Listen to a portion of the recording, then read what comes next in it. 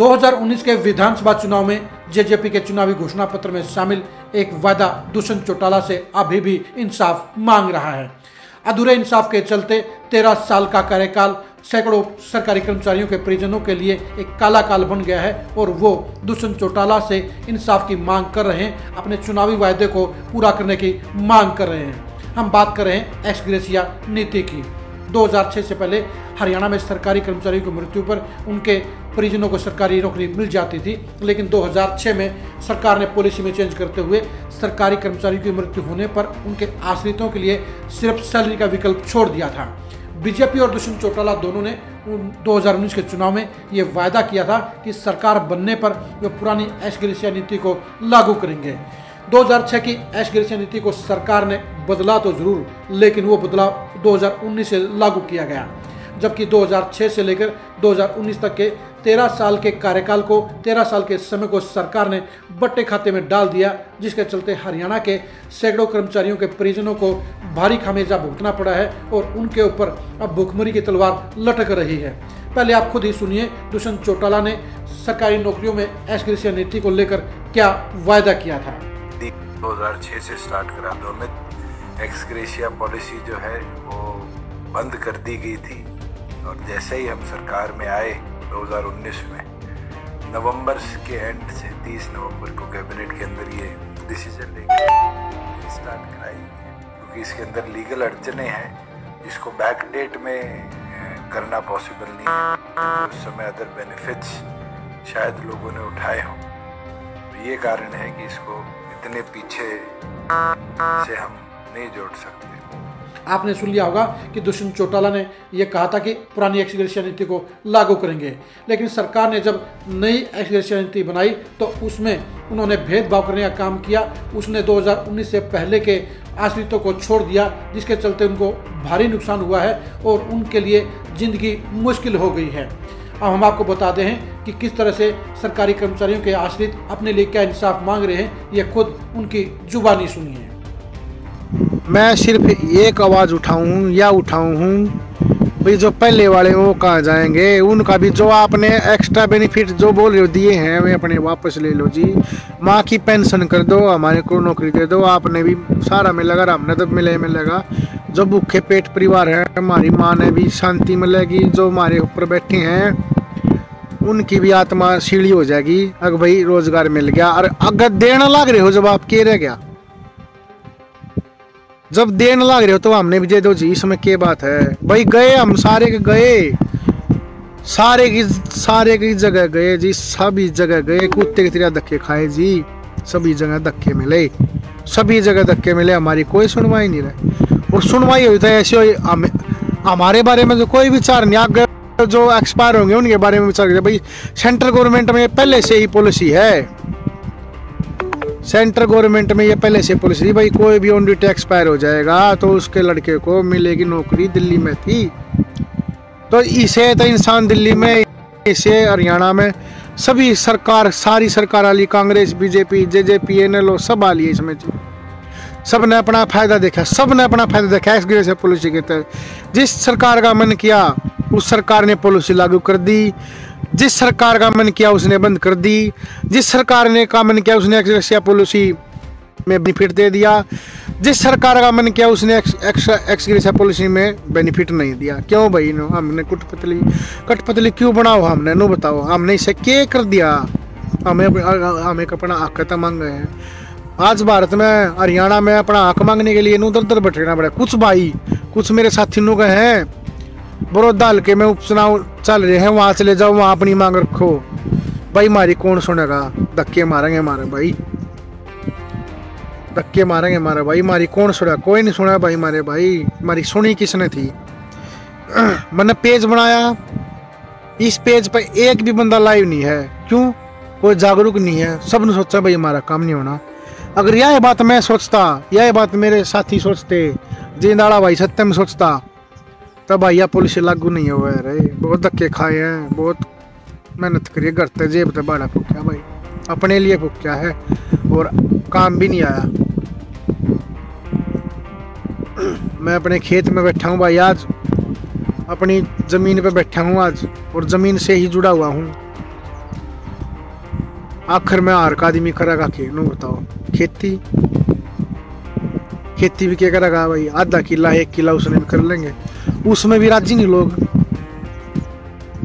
तो मैं समाधान करूं हूं इस बात का, अपनी तरफ से कर दिया भाई लागू करो, भाई लागू भी कर दी, लेकिन ऐसे हमने क्या गुनाह कर दिया? जो भी बड़े बुजुर्ग हैं, जो भी सरकार है जो इसको लागू कर सकती है, उनको बोल रहा हूं मैं, हमने क्या गुनाह कर दिया जी? आप ये बताओ कि हमें ही शामिल नहीं किया गया,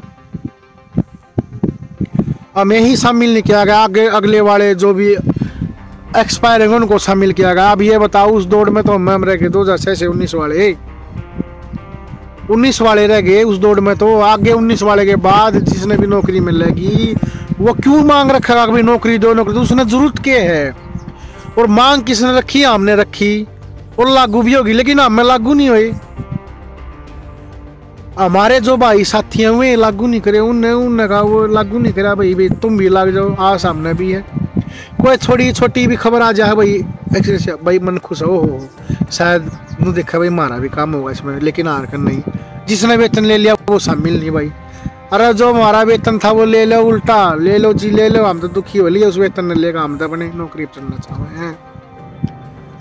और करो तो सबके लिए, देखो इंसाफ करो तो सबके लिए करो जी। इंसाफ मांगू हूँ मैं, इंसाफ दो। अगले वाले को लागू कर दिया, हमारे लिए भी करो। मैं कोर्ट केस करने का वो नहीं है ना, तो मेरे बस की कोर्ट केस करना। धक्के खाखा हम वैसे मर लिए, धक्के खाखा वैसे मर लिए जी, क्या करें नो बताओ? कोई रास्ता नहीं है। आम तो मैं खुद मोहित शर्मा, सोनम श्री जय भगवान, सरकार बीजेपी है, आज मैं बीजेपी से ही अपनी इच्छा मृत्यु को मांगू भाई। मुझे इच्छा मृत्यु दे दो, मैं मरना चाहूँ, मेरे दौरे कुछ रहा नहीं। जिंदगी खराब होगी। जिस सरकार का मन करा लागू कर दी, जिसका मन करा कम कर दी, जिसका सरकार का मन करा अब कर दिया भाई। ये पेंशनों के लिए भाई, ये जैसे भाई 17 लाख रुपए थे, अब कर दिए 30 लाख। ये मनने वाली तो बात है। सरकार का मन करा 17 लाख कर दिया, सरकार का मन करा 30 लाख कर दिए। सरकार का मन कर दिया ये कर दिया भाई। जब ये बने हैं ना, जब ये वोट मांगे हैं, जब ये बने हैं, जब तो हाथ जोड़े ये करे हैं। आम 20 जने गए थे दुष्यंत चौटाला के ऑफिस पे, मिलना भी नहीं भाई। मैं कहूँ यह बात, पत्थर देखा है रणधीर जी ने, और उसका भी आज तक कोई जवाब नहीं आया। मांगे तो रखी थे, रखे पाप कर दिया भाई। तड़की सुबह टिप्पन में रोटी पैक करवा के चलना है भाई, बस हम बैठ के, और सांझ में 11-11, 12-12 बजे धक्के खा हुआ। सिर्फ किस लिए रहे? अपने लिए भी और थारे लिए भी भाई। लेकिन होया कि समाधान किया उसका, अगला वाला ने मिल गई, लेकिन दुख नहीं है, लेकिन हमने भी तो मिलना चाहिए, वो दुख है। हमने मिलनी चाहिए, वो दुख है। हमने भी तो मिलनी चाहिए जी। हमने भी मेहनत करी, हमारे भी आस है, हमने भी आस है, अगर हमने मिलेगी। ये बालक नु भाई आगे देखियो, आगे जब इलेक्शन होंगे आगे फिर मांग रखे भाई। यो एक काम रह गया सारी जिंदगी, उम्र लकड़ती जान लग रही है हर चीज में। मेरे पापा की उम्र उस टाइम 42 साल थी। ड्यूटी पर हुए, बोले बेनिफिट लिया। क्या बेनिफिट लिया भाई? क्या लिया? कुछ बेनिफिट नहीं लिया भाई। जो उनका था जीपीएफ था वो आया भाई, उसके अलावा कुछ नहीं। 25,000 रुपये 5,000 रुपये पेंशन ये बेनिफिट दिया भाई। इसमें क्या है भाई?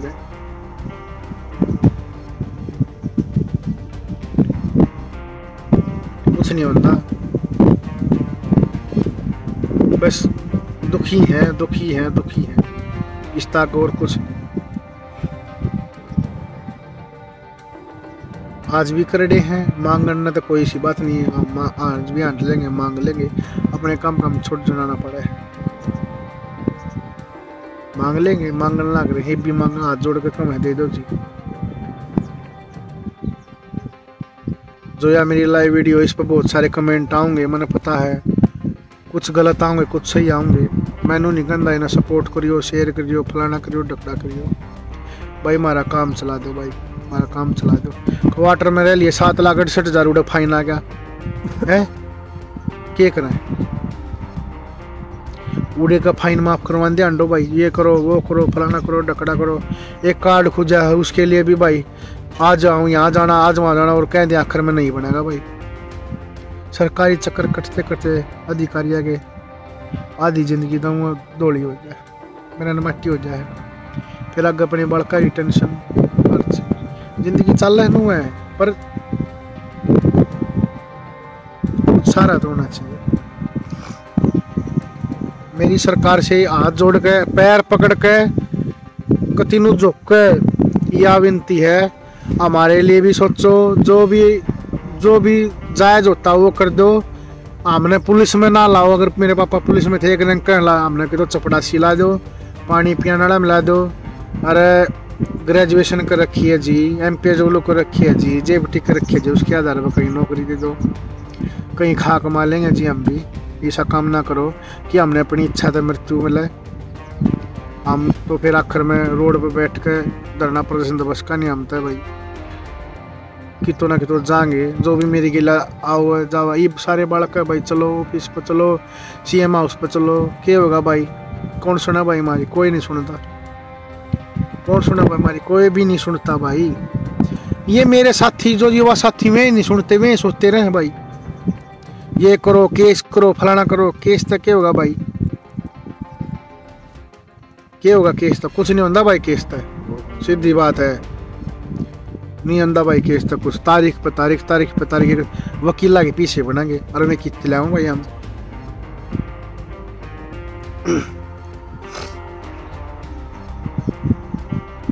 आदरणीय मनोहर लाल मुख्यमंत्री हरियाणा सरकार से मैं हाथ जोड़कर विनम्र दिल से निवेदन करता हूं, इस पॉलिसी को दोबारा लागू करो खट्टर साहब जी, और लागू करो 2006 से 19 के बीच वालों को, जिनका आंख मर चुका है, जिनके आंख टूट चुकी है।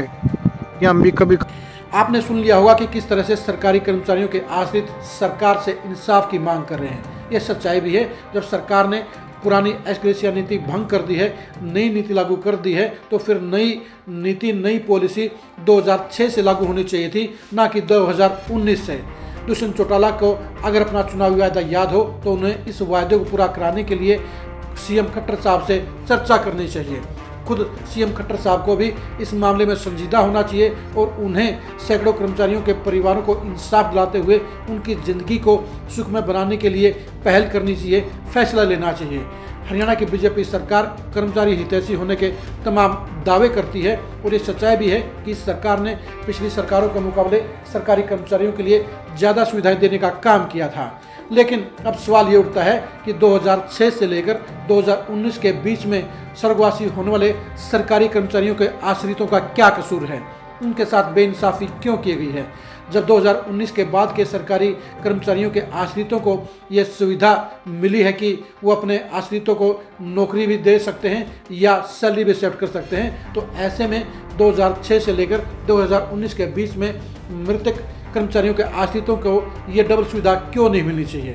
दुष्यंत चौटाला को भी इस बारे में संजीदगी से विचार करना चाहिए और अपने चुनावी वादे को पूर्ण तौर पर लागू करने के लिए CM से बात करनी चाहिए। मुख्यमंत्री को भी 2019 के अपने चुनावी भाषणों को याद करना चाहिए। उन्होंने उस समय कहा था कि वो 2006 की पॉलिसी को रद्द करेंगे और नई पॉलिसी को शामिल करके नौकरी का प्रावधान करेंगे। उन्होंने नौकरी का प्रावधान तो किया, लेकिन वो प्रावधान आधा अधूरा रहा, क्योंकि 2006 से 2019 के बीच में स्वर्गवासी होने वाले कर्मचारियों का आश्रितों का कोई कसूर नहीं है, उनकी कोई गलती नहीं है। ऐसे में सरकार को उन्हें वंचित नहीं रखना चाहिए, उन्हें सरकारी नौकरी देने का ऐलान करना चाहिए। ये एक नेक काम होगा। ये नेक काम करने से बाकी के लाखों कर्मचारियों के अंदर भी सरकार के प्रति पॉजिटिव एटीट्यूड बनेगा, पॉजिटिव रुख बनेगा, जो 2024 के चुनाव में BJP और JJP दोनों को फायदा देने का काम करेगा। वरना इन सैकड़ों कर्मचारियों के परिवारों की हाय दुष्यंत चौटाला को भुगतनी पड़ेगी, BJP को खामियाजा होगा और कांग्रेस को इसका फायदा होगा। अब देखने की बात यह है कि सैकड़ों कर्मचारियों के इन आश्रितों की इस जायज़ मांग को सुनने का काम सरकार करती है ना करती है। हम सीएम खट्टर साहब से ये आग्रह करेंगे, ये गुजारिश करेंगे कि उनको इन सैकड़ों कर्मचारियों की गुहार को सुनना चाहिए, उनको इंसाफ देना चाहिए, उनके आश्रितों को नौकरी देकर उन्हें श्रद्धांजलि देनी चाहिए, उन्हें उनका हक देना चाहिए।